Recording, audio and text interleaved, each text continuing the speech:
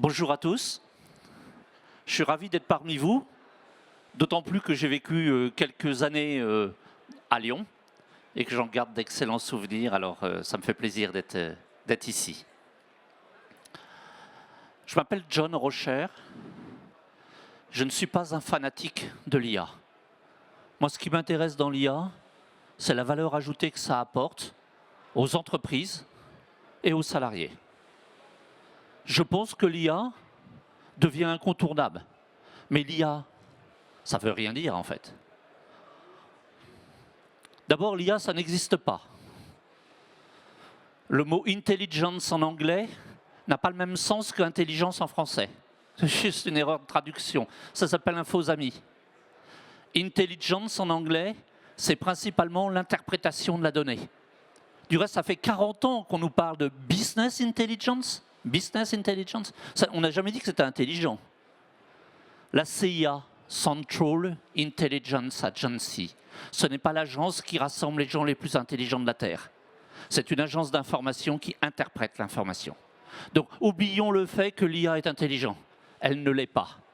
Si je lui donnais son vrai nom, ça devrait être imitation artificielle. Parce qu'elle ne fait que de l'imitation, elle n'invente rien. Elle apporte quand même de la valeur. Et surtout, ce qu'on va voir, c'est qu'à partir d'aujourd'hui, s'il vous plaît, ne dites plus l'IA. Il y a plusieurs IA. Il y en a au moins 3 qui n'ont rien à voir les unes avec les autres et qui ne servent pas du tout à la même chose. Donc quand quelqu'un me dit l'IA ceci, l'IA machin, de quelle IA tu parles? Et c'est ça le réflexe qu'il faut avoir pour comprendre la valeur. Ce dont on va parler aujourd'hui, ce n'est pas seulement de la solution. On va parler du problème.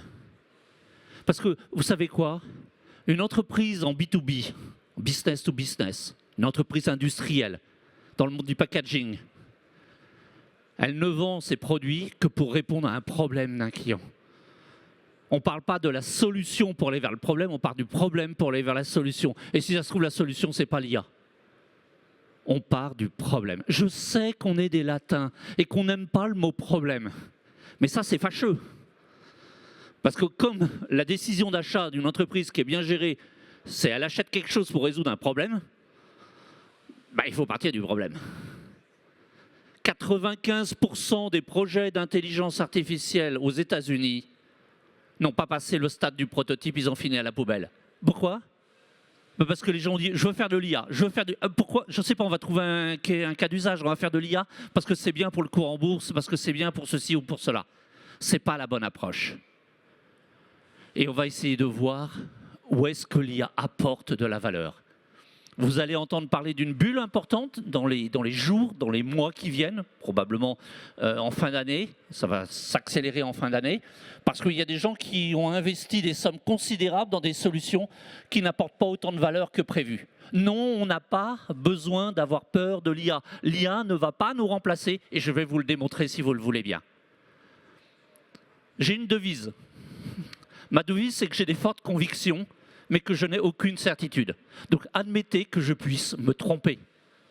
Mais je vais vous partager mon avis d'expert dans ce domaine.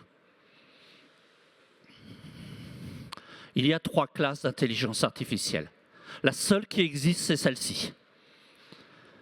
Dans mes livres, j'appelle ça de l'IA simple. En anglais, on dit Artificial Narrow Intelligence. Et narrow ne veut pas dire étroit. Il a un sens légèrement différent, il veut dire monodisciplinaire.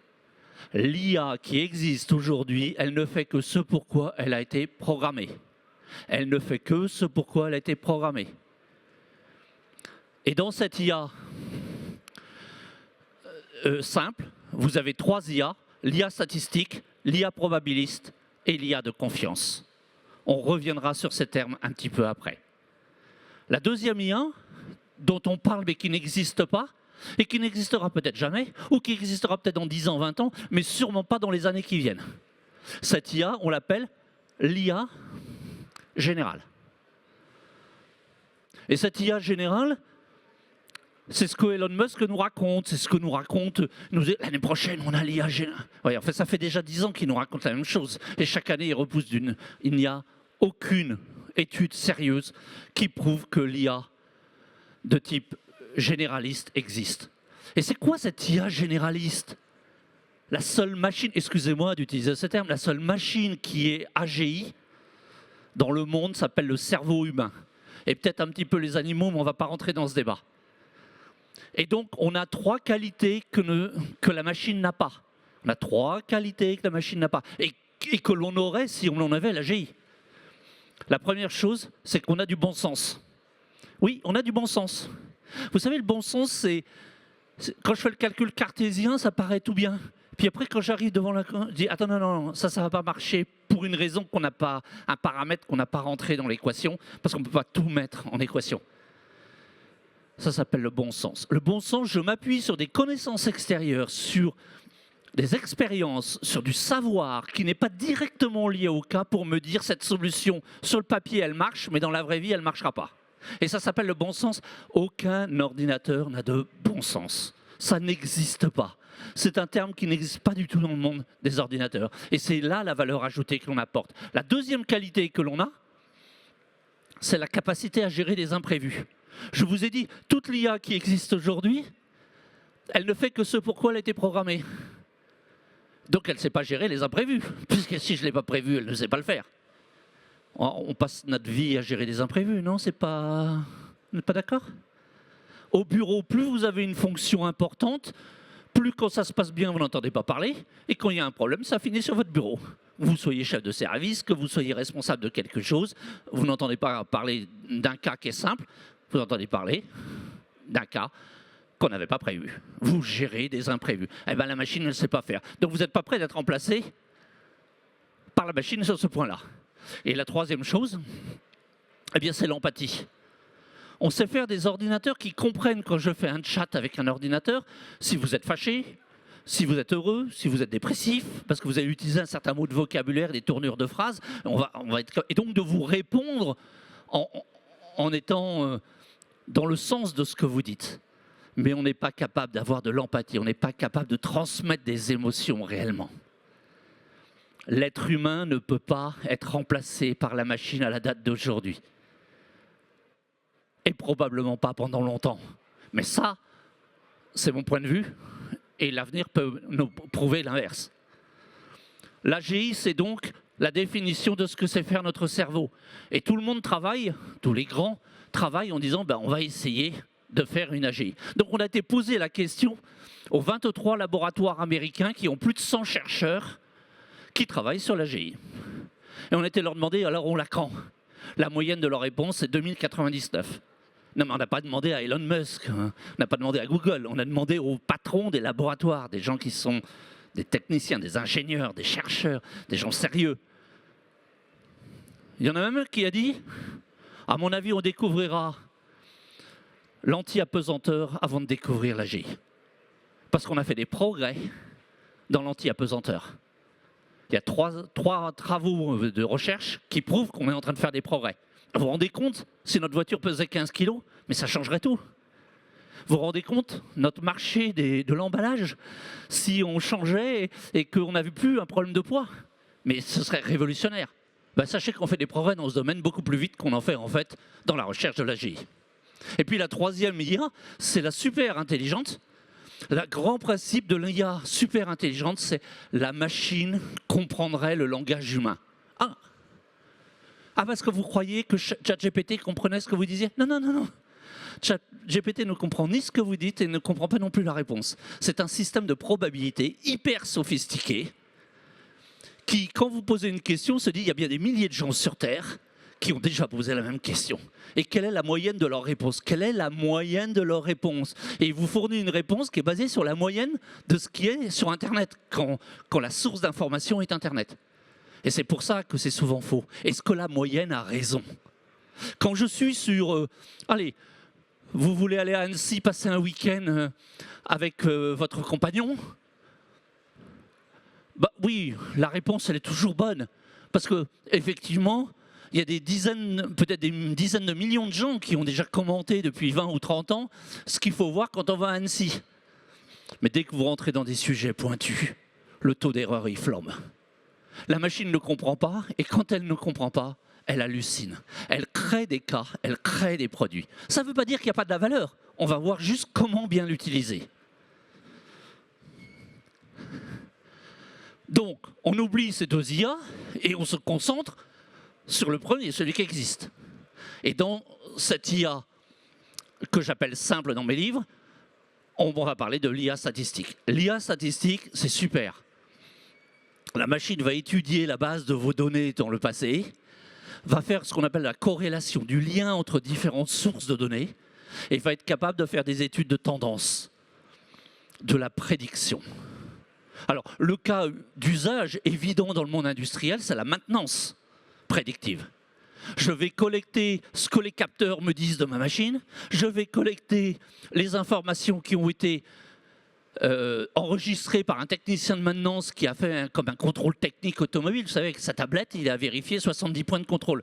Et 2-3 ans après, je commence à avoir une base de données suffisante pour pouvoir dire s'il se passe ceci et ceci et ceci sur tel capteur, dans 3 semaines, cette pièce, elle va lâcher. Oh, il y a 20% de taux d'erreur. Mais on s'en fiche. Dans le monde industriel, c'est pas à vous que je vais l'apprendre. Ce qui est important, c'est que la machine ne tombe pas en panne. Oui, tant pis, on va peut-être changer une pièce un peu plus vite que prévu. Mais ça, c'est pas si grave que ça. C'est donc cette IA statistique. Elle a été relancée par IBM Watson en mai 2013. Vous voyez, donc elle a un peu plus de 10 ans, 12 ans sur la version actuelle. C'est très intéressant, mais ça correspond à des cas d'usage très particuliers. L'IA probabiliste, c'est celle dont vous entendez parler depuis 3 ans. C'est ChatGPT, c'est Mistral, c'est Claude, et ça, ce sont des systèmes de probabilité. On vient d'en parler, la machine ne comprend ni le sens du texte, ni le sens de la réponse, mais par contre, c'est super bien fait, et c'est bluffant. Alors c'est bluffant, mais les chiffres ont prouvé que ça n'apporte pas une grande augmentation de la productivité. Pourquoi? Parce que je suis obligé de tout relire. On va être dans un usage bureautique, individuel, je dois tout relire. À partir du moment où il y a une erreur, je suis obligé de tout relire. Allez, supposons demain. Enfin oui, parce que vous avez l'habitude depuis 30 ans, 40 ans de recevoir votre relevé de banque tous les mois. Et votre relevé de banque, vous ne prenez pas la calculatrice pour vérifier si le solde est exact. Eh oui, c'est ça le problème. Et avec ChatGPT, vous êtes obligé de tout contrôler. Imaginez que ce soit ChatGPT, je dis n'importe quoi, qui vous fasse votre relevé de banque. Même s'il y avait 5% de taux d'erreur, vous seriez obligé tous les mois de reprendre la calculatrice pour vérifier. Eh bien ça, vous tuez la productivité. Il faut plus de temps pour relire et rechercher où est l'erreur que quelquefois le faire à la main du premier coup directement. Et c'est ça qui tue la productivité sur ce genre d'outils. Ça ne veut pas dire que ça ne sert à rien. Attendez, attendez. Il y a de la valeur, à condition de savoir l'utiliser de façon intelligente. Et donc, dans la super intelligence artificielle, je reviendrai sur l'IA de confiance après, sur l'IA super intelligente, on partirait du principe que la machine comprend le langage humain. Elle comprend tout ce qu'il y a dans les livres, tout ce qu'il y a dans les vidéos sur YouTube, tout ce qui existe et qui a été produit par l'être humain. Elle atteindrait un niveau de conscience, parce qu'elle arriverait à... Elle n'a pas de limitation comme notre cerveau en stockage, elle atteindrait un niveau de conscience qui serait plus élevé que celui de la conscience humaine, et elle dirait « Oh là là, 8 milliards sur Terre, pauvre planète. Bon, je vais en garder quelques-uns dans un zoo, et puis je vais prendre le contrôle de la Terre, parce que moi je tourne à l'électricité et au solaire, et je n'aime pas la planète. » On est dans les films de science-fiction. Donc on va oublier celle-ci, on va revenir ici. On a parlé de l'IA statistique, l'IA probabiliste, et il y a l'IA de confiance.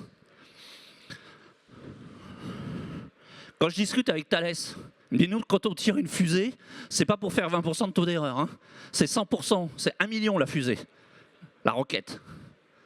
Quand je discute avec le CEA, il me dit, si on utilisait ce genre d'outil pour notre business, on ferait sauter les centrales nucléaires. Non mais on n'a pas le droit d'avoir un taux d'erreur. La réalité, c'est que depuis 40 ans, vous êtes habitué à une informatique qui est dite déterministe. Déterministe veut dire que c'est exact, que vous pouvez l'auditer, que vous pouvez le corriger et que vous pouvez avoir confiance. Si Excel faisait 1% de taux d'erreur, Microsoft Excel faisait 1% de taux d'erreur, vous ne l'utiliseriez plus. Vous savez quand il y a une erreur dans Excel, que le problème il vient de soit votre formule est mal écrite, il y a une erreur, soit la donnée que vous avez rentrée n'est pas exacte. Mais vous avez confiance dans Excel si vous avez confiance dans votre formule et si vous avez confiance dans les données que vous rentrez dans Excel. Ben oui, mais ce n'est pas du tout pas du tout ce qui marche avec la probabilité et la statistique. D'où la nécessité de créer cette IA de confiance qui donc est l'IA qui est en train d'arriver et qui va avoir un impact très important dans le monde industriel et donc ça vous concerne. Pourquoi l'IA devient indispensable? Alors ça c'est le point de vue de John, puis je vais vous demander si vous êtes d'accord.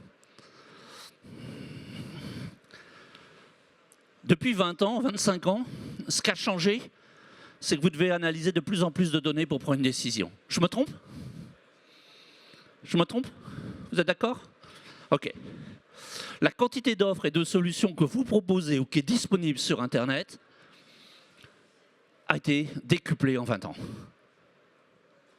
La raison pour laquelle on a une petite tendance à dire « ouais, c'est de plus en plus difficile de trouver des gens hyper compétents dans un domaine », bah c'est qu'en fait, on devient moins compétent puisqu'on devient de plus en plus des généralistes, puisqu'on a de plus en plus de produits, de solutions à apprendre.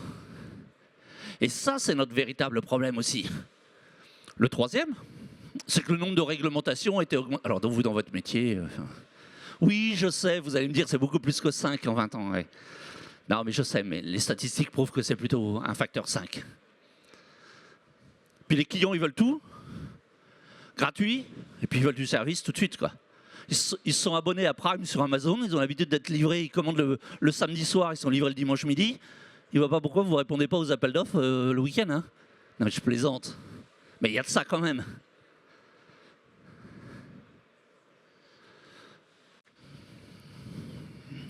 Comment on va travailler avec l'IA? L'IA ne va pas remplacer les êtres humains. L'IA va augmenter les êtres humains. On a 3 problèmes à gérer. En France particulièrement, mais dans le monde. 3 problèmes.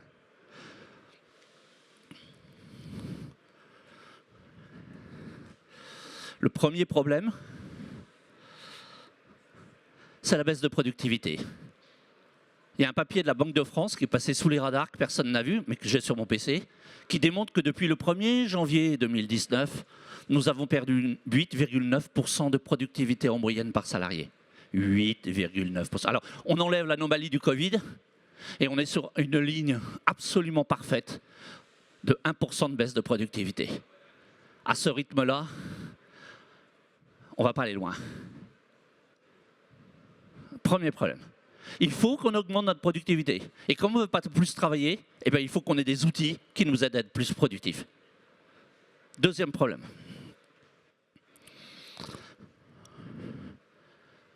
La compétence devient de plus en plus rare. On en a parlé. Moi, je discute avec énormément de chefs d'entreprise. Ils me disent, il y a 5 ans, quand on recevait un appel d'offres, ce qui était écrit était exact. C'est-à-dire que ça marcherait si on répondait à l'appel d'offres. Aujourd'hui, un tiers des appels d'offres qu'on reçoit, si on fait ce qui est écrit dans l'appel d'offres, ça ne marchera jamais. On est obligé de retourner chez le client en lui disant « Non, non, mais attendez, monsieur, c'est faux ce que vous avez écrit, ça ne peut pas marcher, puis on va vous expliquer pourquoi. » 30% des appels d'offres. Dans votre monde, on a une baisse de compétences, et maintenant la baisse de compétences, elle est aussi chez les clients. Elle est partout. Et l'autre problème, c'est la dénatalité, mais on ne le voit pas encore, parce que c'est plus récent, surtout en France. Et puis les opioïdes, qui sont des drogues qui empêchent les gens de travailler. Et ça commence à arriver. L'opioïde, je pousse un peu le bouchon, mais je peux en faire dans mon garage. Hein. Donc il n'y a pas besoin de le faire venir de Colombie. Hein. Ça va beaucoup plus vite. Hein. Et c'est 50 fois plus puissant que de la cocaïne. Et donc, on a un problème à ce niveau-là. Peu importe, ce n'est pas notre sujet d'aujourd'hui. Notre sujet d'aujourd'hui, c'est qu'on n'a pas le choix. Il faut qu'on automatise. Il faut qu'on automatise en gardant la valeur des gens et en leur proposant des jobs qui sont des travaux nobles, des travaux où ils apportent de la valeur. Mais tout ce qu'on peut donner à la machine, il faut qu'on le donne à la machine, parce que de toute façon, on est en face d'un mur. Il faut bien qu'on retourne à la productivité. Et oui, c'est un mauvais mot, mais si on veut garder notre train de vie, c'est ce qu'il nous faut. Et donc, on est obligé d'aller vers ce monde-là. Et donc, je vous dis, l'IA va travailler avec les collaborateurs de cette façon-là. C'est l'IA qui va aider le collaborateur à poser les bonnes questions. Oui, Einstein avait raison. Albert Einstein disait, les gens intelligents, c'est ceux qui posent les bonnes questions. Oui, je vais vous choquer. Un bon technicien, c'est pas celui qui sait, c'est celui qui se pose les bonnes questions devant la machine qui est en panne. Oui, je vais vous choquer. Un bon commercial, c'est pas celui qui écoute. Non, non. Un bon commercial, c'est pas un mec qui écoute. C'est un mec qui pose les bonnes questions et qui écoute les réponses, bien sûr. Mais vous avez remarqué que dans l'informatique, depuis 40 ans, ce qu'on a appelé dialogue, c'est un terme courant, le dialogue en informatique. En fait, c'était du monologue bidirectionnel. C'est toujours vous qui posiez des questions au logiciel et le logiciel qui vous répondait. C'est jamais le logiciel qui était capable de vous poser des questions réellement intelligentes. C'est ça qu'on est en train d'essayer de casser avec l'IA, d'avoir des machines qui sont suffisamment intelligentes pour nous poser les bonnes questions. Et c'est ça qu'on va voir dans la démonstration que je vais vous montrer tout à l'heure. L'IA fait le lien entre la problématique du client et les meilleures solutions à proposer. J'accompagne un client qui s'appelle GDMAT. Ils ont 1800 références de revêtement de sol. Il n'y a pas un être humain sur Terre qui peut comprendre toute une gamme de produits. Et qui sait, sans se tromper, en fait, les commerciaux, quand ils reçoivent quelqu'un, ils ne vendent que les produits qu'ils connaissent. Ben oui, parce qu'ils ne connaissent pas les autres, ils ne peuvent pas les proposer. Et comme ils ne savent pas poser les bonnes questions, on peut pas y aller. C'est là que l'IA apporte de la valeur. La personne est accompagnée par l'IA. C'est le travail de collaboration entre l'homme et la machine. Ce n'est pas un discours nouveau. J'ai écrit 2 livres sur ce sujet il y a 5 ans. Et à l'époque, on m'a critiqué dans le monde de l'informatique, dans le monde de l'IA, en me disant « Mais John, t'as rien compris, c'est le remplacement de l'homme par la machine. » Aujourd'hui, tout le monde est d'accord. C'est pas le remplacement de l'homme par la machine, c'est la collaboration entre l'homme et la machine. Que ce soit le radiologue, on avait voulu remplacer les radiologues par des machines qui... Ben non, ça marche pas. Par contre, un radiologue équipé par de l'IA, il est beaucoup plus performant qu'un radiologue qui travaille tout seul. Un commercial qui travaille de l'IA, il est beaucoup plus performant qu'un... On va devoir apprendre, parce que notre offre de produits est gigantesque, parce qu'on a des problématiques de plus en plus larges, parce que la science fait des progrès, on va devoir être accompagné par des machines. C'est ça le changement que l'IA va provoquer dans notre milieu professionnel. L'IA va expliquer ses choix cartésiens, va dire à l'utilisateur, au commercial, au technicien, ben voilà, ça peut être plusieurs solutions, il va lui expliquer pourquoi. Oui, on est dans un monde qui a été on peut faire le lien avec une étude qui a été faite de l'Ipsos, 3 fois 16 000 personnes, 16 000 Français, c'est une très très grosse étude qui a été faite. 81% des Français ne croient pas à l'avis d'experts. 81% des Français ne croient pas à l'avis d'experts. C'est pas la peine de dire aux clients ce qu'il faut faire, c'est pas la peine de dire à vos collaborateurs ce qu'il faut faire. Ils ne vous croient pas. Il faut leur expliquer. Et si vous leur expliquez et qu'ils ont compris l'explication et qu'ils ont compris pourquoi, ils le font. C'est le monde d'aujourd'hui. L'IA va pouvoir aider. Donc, moi j'appelle ça dans mes livres COBO, collaborative robot. Oui, en fait, je prends un terme de l'industrie que vous connaissez, vous savez tout ce que c'est qu'un cobot dans le monde de l'automatisation, mais dans le monde des services. Et puis par contre, c'est toujours le salarié qui a la main. C'est lui qui a le bon sens. C'est lui qui sait gérer les imprévus. C'est lui qui a l'empathie pour dire « bah oui, mais là, dans ce contexte, c'est ça qu'il faut que je fasse ». Voilà comment on doit travailler avec l'IA. Et on va reprendre ces 3 IA qui sont disponibles aujourd'hui. L'IA statistique, l'IA probabiliste, ChatGPT, Mistral, Claude et les autres, et l'IA de confiance pour voir exactement comment ça le fait. Allez, on va résumer les cas d'utilisation de l'IA. Le premier, j'ai commencé par ChatGPT et le reste, c'est-à-dire l'IA de type probabiliste dont on a parlé tout à l'heure. Ce sont des outils qui ont un objectif bureautique. Le propre de la bureautique, c'est que c'est une productivité individuelle et je relis tout ce que je produis. Quand vous sortez un fichier Excel, vous relisez votre fichier Excel, vous regardez vos résultats. Je ne suis pas dans l'industrialisation. La démonstration que je vous ai faite, je ne relis jamais la proposition. J'appuie sur le bouton, elle est partie chez le client, direct. Pas besoin, on est sûr 100% que c'est exact. Dans l'IA générative, j'ai un taux d'hallucination qui s'est aggravé en 2025 par rapport à 2024. Si je prends ChatGPT, ils avaient 20% de taux d'hallucination, ils sont passés à 22%. Donc l'idée de dire ça va s'améliorer avec le temps, ça c'est pas vrai ça. Même OpenAI, l'éditeur de ChatGPT, a publié ce qu'on appelle un livre blanc où il explique de toute façon les hallucinations c'est insolvable parce que c'est la nature du produit qui est comme ça. Effectivement, le produit est de type statistique, s'appuie sur une notion de transformer, de LLM, Large Language Model, on ne va pas rentrer dans le détail technique, et c'est comme si je prenais une bicyclette et que je vous expliquais que j'allais labourer mon jardin avec ma bicyclette, parce que j'ai renforcé le porte-bagages pour mettre une attache pour la charrue, et que j'ai mis des pneus plus larges, ben, ça ne résout pas le problème que le cadre, il est toujours un cadre de vélo et ce n'est pas un tracteur. Voilà. Donc, c'est exactement la même chose. Mais par contre, il y a de la valeur, et je dois vous dire, pour utiliser ces outils-là au moins 3 fois par jour, j'adore. J'adore. Le gain, il est un gain de qualité, pas de productivité. Dans certains cas, vous allez avoir des gains de productivité. Je suis investisseur dans une société, il y a 8 développeurs de haut niveau, ils utilisent Cursor, des outils pour développer. Et effectivement, ils disent on gagne un petit peu de productivité, mais pas beaucoup. Si je faisais du site web ou des choses très très simples, ces outils m'aideraient. Mais sur des problématiques pointues, ben, il vaut mieux que le développeur il ait développé son code parce que sinon il ne peut plus le maintenir. C'est aussi clair que ça. Donc c'est de la bureautique et c'est très bien. Le seul point que vous devez savoir, c'est que le business model de ces sociétés, OpenAI, Anthropic, même Google, etc., il fait un peu peur, quoi. C'est-à-dire qu'il y a un décalage entre les revenus qu'ils ont et les pertes qu'ils font. Et il n'y a aucune raison que ça change. Pourquoi ? Avant, la méthode, quand on avait du SaaS, regardez Google ou Facebook quand ils ont démarré. Ils ont dit on va faire de la gratuité. La gratuité, on va avoir 1 milliard d'utilisateurs. Et quand on a 1 milliard d'utilisateurs, on commence à mettre un modèle payant. Parce que dans le SaaS, la consommation électrique, c'est presque nul par utilisateur. Quelques centimes par mois par utilisateur, donc c'est nul. Quand vous utilisez Sora, Sora est un produit Sora 2, c'est le produit de OpenAI pour faire des photos. Ça coûte en électricité environ 7 $ par photo. Si vous avez fait une dizaine d'itérations sur votre photo pour obtenir une photo ou une graphe, ça leur coûte 7 $. Et donc vous avez un coût où plus vous avez d'utilisateurs, plus vous avez des coûts qui augmentent. Et pour le moment, on n'a pas résolu ce problème-là.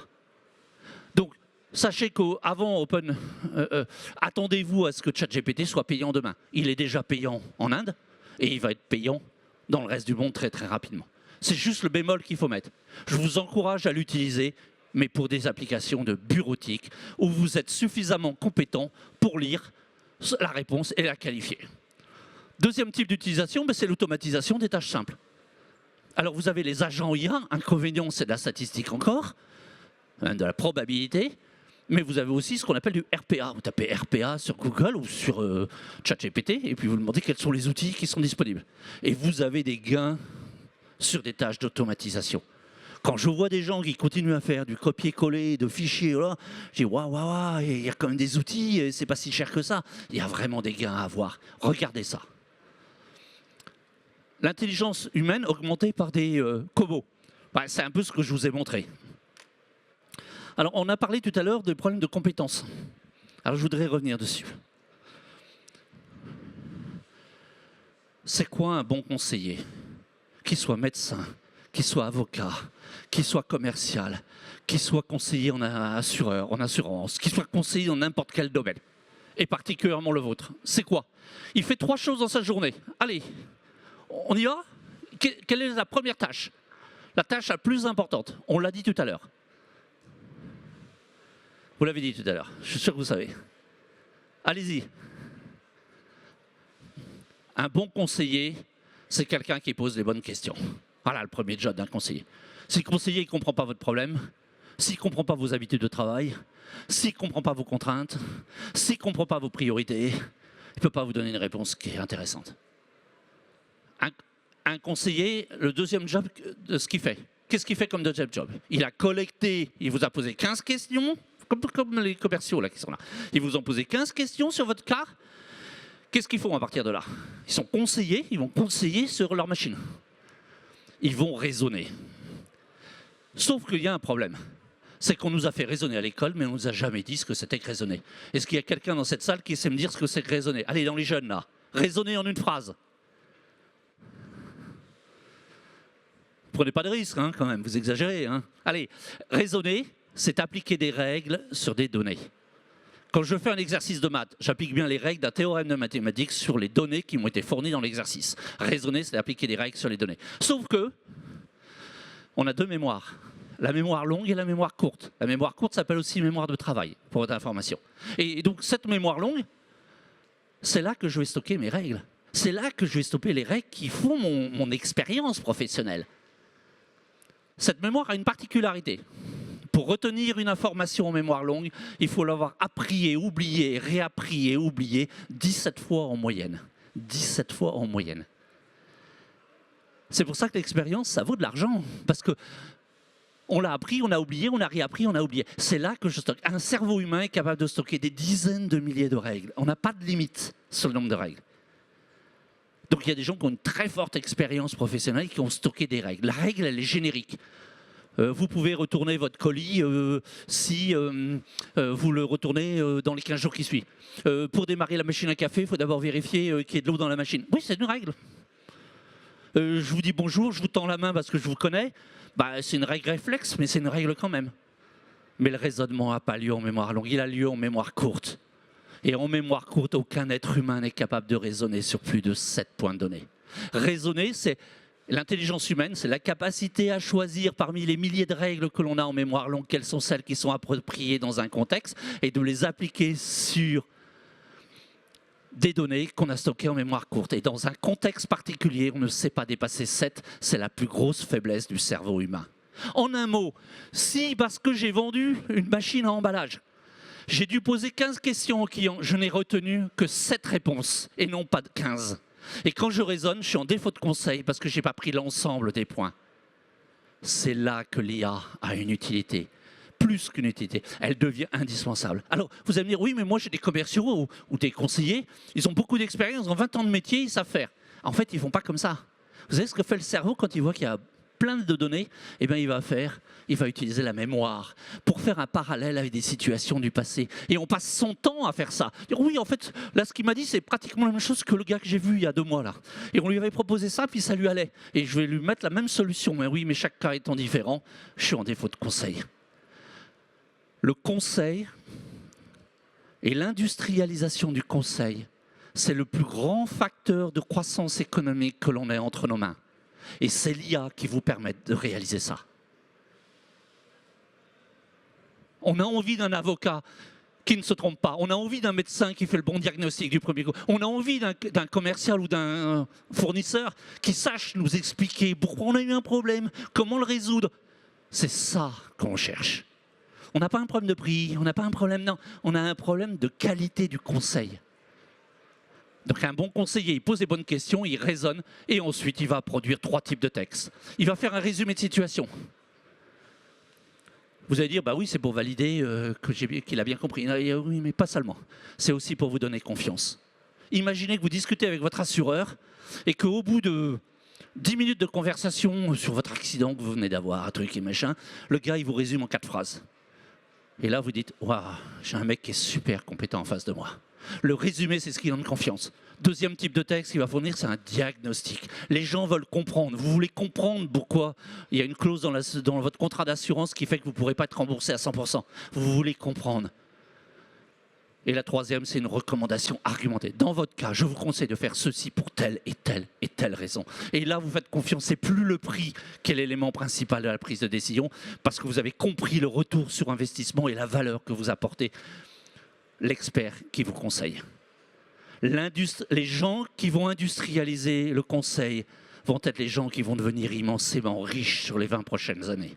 Les fournisseurs de produits ou de services, d'emballage, etc., qui vont dominer le marché, ne seront pas ceux qui auront le meilleur produit, seront ceux qui auront industrialisé le conseil pour fournir un retour, expliquer un retour sur investissement de ce qu'ils font. Et ça, il n'y a que l'IA qui puisse vous aider dans ces domaines-là. L'analyse prédictive, on en a parlé tout à l'heure. L'analyse prédictive, c'est, on avait donné l'exemple de la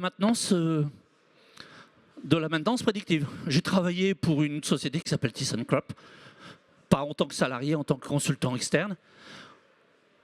On avait des capteurs sur les cabines d'ascenseur. On savait combien de fois ils montaient à tel étage, quelle vitesse, la tension des câbles, les poulies qui chauffaient. On avait tout. Il y a une centaine de capteurs par cabine, sur les cabines les plus modernes. En parallèle, les techniciens de maintenance, ils avaient une tablette et ils faisaient exactement la même chose que fait le gars qui vous fait votre contrôle technique automobile. Avant de toucher à quoi que ce soit, il fait un état des lieux. Il rentre des données. 3 ans plus tard, à 80%, on était capable de prédire les pannes. Fabuleux, fabuleux. Mais ça, c'est aussi applicable dans la gestion des stocks, c'est aussi applicable dans la finance, c'est aussi applicable pour différents cas d'usage, mais c'est de la prédiction. La collecte de données d'usage. Ah, on vous a dit que la data, c'était important? Vous avez aussi entendu ça? On vous a pas tout dit. On vous a pas tout dit. Il y a 3 types de données sur Terre. La donnée administrative, c'est celle que vous avez, hein, parce que vous avez une comptabilité, on a un fisc français, et vous êtes obligé d'avoir le nom de votre client, son numéro de SIRET, et puis avec la facturation électronique, vous aurez tout dedans. Et puis connaître combien il a acheté de produits, de tels produits, etc. Ça, c'est la donnée administrative. Ça a une utilité, mais elle est très relative. La donnée qui est importante pour fidéliser un client, c'est la donnée d'usage. La donnée d'usage, c'est la réponse à 5 catégories de questions. J'ai bien dit catégories de questions. Monsieur client, c'est quoi votre problème? En B2C, ça peut être quelle est votre envie, hein? Parce que quand je rentre chez un glacier, j'ai pas faim, j'ai pas soif, j'ai juste envie d'une glace. Mais c'est le cas extrême. Quand je rentre chez un concessionnaire auto en tant que particulier, je peux soit acheter une voiture parce que j'ai un problème, ma voiture a 200 000 km, elle est au garage tous les mois, c'est plus possible, il faut changer de voiture, ou simplement parce que j'ai envie de me faire plaisir. Il n'y a que 2 motivations d'achat d'un client, c'est le problème ou l'envie. Et en B2B, parce que votre métier c'est du B2B, c'est 100% d'une boîte qui est bien gérée. 100% d'une boîte qui est bien gérée, elle n'achète que si ça répond à un problème. Je sais qu'on n'aime pas le mot problème. Appelez-le problématique. Mais moi j'aime le mot problème. Il faut mettre les pieds dans le plat. Monsieur client, c'est quoi votre problème? Deuxième catégorie de questions. Monsieur client, c'est quoi vos habitudes? Parce que si vous voulez changer les habitudes de vos clients, vous attaquez l'Everest. C'est dur. Vous avez plutôt, si vous avez 3 solutions, vous avez intérêt à vous rapprocher des habitudes du client. Habitudes de travail, habitudes de vie, habitudes en fonction du contexte. Quelles sont vos contraintes, monsieur client? C'est la 3e catégorie de questions. Les contraintes. Les contraintes, elles ne sont pas réelles, hein, elles peuvent être des biais. Ça peut être des biais que, moi j'aime pas ceci ou j'aime pas cela, de toute façon c'est pas possible. Mais si monsieur, c'est possible. La technologie évolue, il n'y a plus de problème. Mais il faut que je comprenne les contraintes du client. Si je ne traite pas les problèmes, les contraintes du client, si je ne lui explique pas pourquoi ce n'est pas une contrainte, ou si je ne le comprends pas en lui posant une question pourquoi est-ce une contrainte pour vous, il va repartir avec l'idée qu'il y a toujours cette contrainte-là et que donc c'est pas possible. 4e catégorie de questions, c'est quoi vos priorités? Peut-être qu'il ne peut pas tout acheter d'un coup. 5e catégorie de questions, c'est quoi vos valeurs? Vous allez avoir des gens qui vont vous dire, et on le voit bien ici, recyclage c'est super important, puis d'autres qui vont vous dire, moi je m'en fous complètement. L'argumentaire, il ne va pas être le même. C'est peut-être pas le même produit. C'est ce qu'on appelle la donnée d'usage. Il reste une 3e catégorie de produits qui est les données de synthèse. Et la donnée de synthèse, c'est celle qu'on va extrapoler depuis les données d'usage. Si vous voulez faire du marketing réellement et fidéliser vos clients, vous devez connaître cette donnée d'usage. Vous avez vu tout à l'heure la démonstration que j'ai faite? On collectait 25 points de données d'usage, peut-être 15 dans cette application-là. On collecte des données d'usage. Elles sont immédiates. Mais après, chaque fois que je lance un nouveau produit et que je sais que ça correspond à tel ou tel usage ou à tel ou tel problème, j'ai tous les éléments pour faire du marketing individualisé. N'oublions jamais que le rêve du marketing, le Graal du marketing, c'est le one-to-one, c'est le un-to-un. C'est traiter chaque client comme s'il était le seul client de notre société. Et ça, c'est possible par la collecte des données de l'intelligence artificielle. L'intelligence artificielle ne remplace pas l'humain. Elle va par contre l'augmenter. Elle est indispensable, mais nous sommes indispensables à l'IA. Les gens qui vont réussir, ce n'est pas ceux qui vont refuser l'IA, ni ceux qui vont dire « je vais essayer de remplacer les salariés par l'IA ». C'est une catastrophe aux États-Unis. Tous ceux qui ont essayé, ils font marche arrière. Il y a une boîte suédoise. Vous avez viré 800 personnes au service client et remplacé par de l'IA. Ils ont rebouché 700 personnes juste après, parce que ça ne marche pas. Il n'y a aucun risque de remplacement de l'homme par la machine. Peut-être sur certaines tâches, sur certains... D'accord, mais globalement, massivement, non. En revanche, j'ai une augmentation de qualité qui est importante.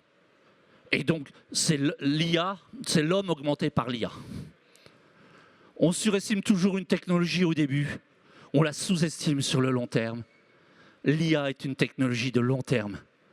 Vous allez assister à une crise, une rectification du marché boursier. Mais rappelez-vous que ça a déjà été le cas avec l'Internet. Ça n'a pas empêché les sociétés qui avaient des business models solides de continuer. Amazon est toujours là, par exemple. Vous avez mes coordonnées. Et moi, ce que j'aimerais bien, c'est avoir quelques questions, si vous le voulez bien. On a 9 minutes devant nous.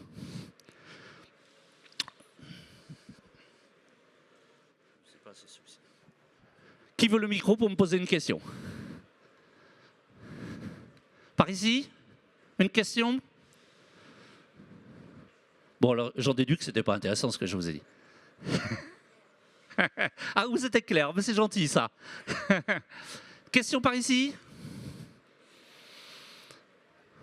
Bon, alors je vais vous en dire un petit peu plus, alors.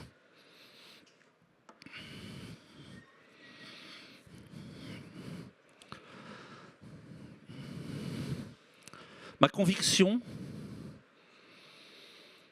c'est que dans le monde où on va, avec énormément de produits, avec une sophistication des produits... Excusez-moi, j'ai une question à vous poser. Ah, très bien. Ah, merci. Voilà, on parle beaucoup des nouvelles technologies de l'IA qui incluent le machine learning, c'est-à-dire les systèmes statistiques qui auto-alimentent à travers une expérience passée, une prise de décision ou une problématique, la résolution d'une problématique qui est une urgence, qui pourrait être problème de maintenance, problème de défaut d'installation qui arrive le vendredi soir à 6 h. Là, il n'y a plus personne pour prendre la décision et pour savoir ce qu'on va produire le week-end, par exemple. Qu'est-ce que vous pensez de ce type de système vis-à-vis de ce que vous avez décrit sur l'intelligence artificielle? Merci pour votre question. Ce que vous venez de décrire, c'est l'IA statistique. J'analyse les données du passé et j'apprends à partir de la moyenne des informations sur lesquelles je fais apprendre la machine. C'est de l'IA statistique. Voilà. C'est du machine learning. Ça a été relancé par IBM Watson. C'était le produit, s'appelait IBM Watson en 2013. Et il y a des champs d'application et des applications qui sont en production. Le machine learning est utilisé, par exemple, pour les radiologues, pour aider les radiologues à détecter les tumeurs sur une radio. Voilà. N'empêche que le médecin reste indispensable parce que la machine, elle n'a pas une vue d'ensemble. Elle voit des points, elle voit des problèmes, mais elle n'est pas capable d'avoir une vision car elle ne sait pas faire de lien causal, de cause à effet. Et donc c'est au médecin de faire le lien de cause à effet. Par contre, la machine va l'aider à voir des choses qu'il n'avait pas vues. Oui, alors, dans ce cas-là, il y a un certain nombre de sociétés qui commencent à développer des systèmes qui aident à la décision, c'est-à-dire qui prennent le problème et qui vous donnent des solutions ou qui les implémentent en automatique à votre place parce que vous leur avez donné effectivement les bons paramètres d'entrée pour que la machine puisse elle-même raisonner sur votre mode de pensée ou votre mode d'usage ou de technologie et qui vous permettent, je dirais, de vous substituer à une ou deux personnes qui sont des programmateurs ou des prédicteurs de maintenance pour effectivement donner ce type de solution à votre entreprise et effectivement augmenter la productivité. 20% de taux d'erreur, garanti. 20% de taux d'erreur. Vous êtes obligé de tout vérifier derrière. Il y a 20% de taux d'erreur. Si vous êtes dans un cas de prise de décision qui n'a aucune conséquence, tiens, je vais prendre un cas personnel. Je suppose que je vais à Annecy. Même s'il me dit d'aller visiter tel musée qui est fermé le mardi et qu'il ne savait pas que c'était fermé le mardi, il n'y a aucune conséquence. Tout va très bien. Mais je ne ferai pas ça sur des décisions qui ont une conséquence parce qu'il y a 20%. Ou alors, je suis expert du domaine et quand je regarde la réponse de la machine, Je me dis, est-ce que c'est juste ou pas? Donc je vérifie. L'inconvénient.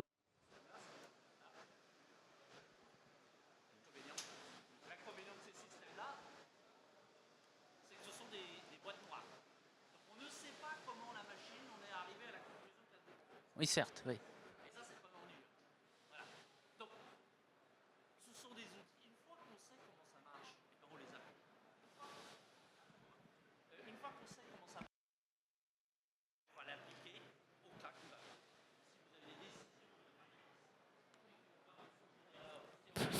Ça marche pas non plus.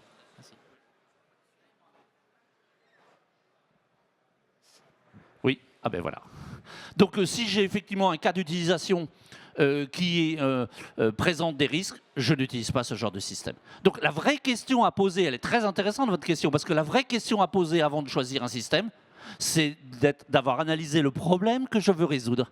Et la première question à me poser, c'est est-ce que j'ai besoin d'une réponse exacte ou pas? Parce que si je veux une réponse exacte, je peux aller vers l'IA de confiance, mais je ne peux pas aller vers l'IA prédictive. Oui, je ne peux pas aller vers de l'IA statistique et probabiliste. Voilà. Certes, certes. C'est clair. Voilà. Donc, c'est bien pour ça qu'il faut partir du problème et non pas partir de la solution. Autre question? Oui. Merci. Mince. Oui. Bonjour, Simina Fesquier de la société Equibio. J'avais juste une question. Quel est le principe de fonctionnement de l'IA de confiance? Ah. Parce que vous parlez de statistiques, de probabilité, mais celle-ci, elle est basée sur quoi? Alors, elle est basée sur deux choses.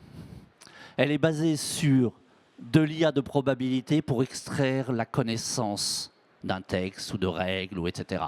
Et donc, on va extraire, on va utiliser, parce que ces outils-là sont très très forts pour extraire de la connaissance.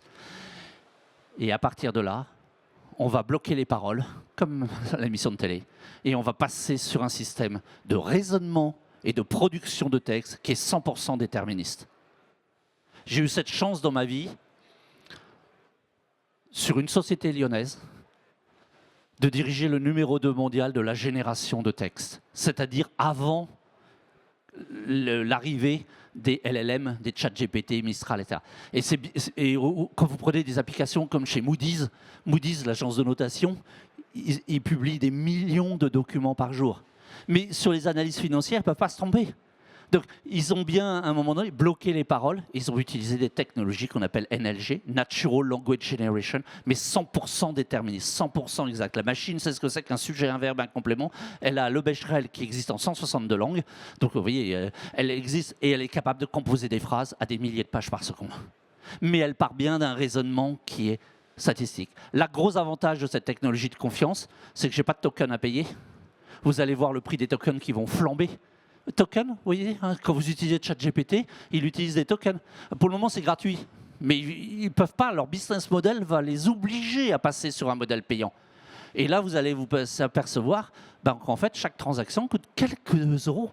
Et quelques euros dans une entreprise, aux États-Unis, ils disent aujourd'hui, on paye plus cher de tokens qu'on ne paye le loyer de nos entreprises. Oui, c'est pour vous donner la proportion. C'est plus cher que le loyer des bâtiments où ils sont. Donc plus il y a de personnes, plus c'est cher, plus il y a de... Voilà. Donc, et cette technologie, donc, elle est dite de confiance. Elle est basée sur du déterminisme. C'est-à-dire on est sûr que la réponse, elle est 100% exacte. Vous voyez, des gens comme le ministère de l'Intérieur, le ministère de la Justice, sont en train de déployer des solutions. Il y a de confiance. Vous ne pouvez pas avoir une décision de justice où la réponse, elle dépend du jour. Avec un prompt, vous n'êtes jamais sûr que vous avez la même réponse le lendemain. Le même prompt ne donne pas la même réponse le lendemain. Vous le savez, ça. Et même deux PC l'un à côté de l'autre qui posent le même prompt, ils n'ont pas forcément la même réponse. Bon, donc, ils parlent de la même chose, mais ils n'ont pas la même réponse. Et il y a de l'ambiguïté. Et il y a des risques d'hallucination. Et donc, ces gens-là ne peuvent pas utiliser. Donc, en fait, même si on en parle moins, parce qu'il y a moins de marketing que dans les solutions dites d'IA générative de type probabiliste, en fait, vous avez énormément d'utilisation d'IA qui sont sous la moquette, personne n'en parle, mais qui répondent à ce besoin d'exactitude, d'audit, de clairvoyance. Voilà.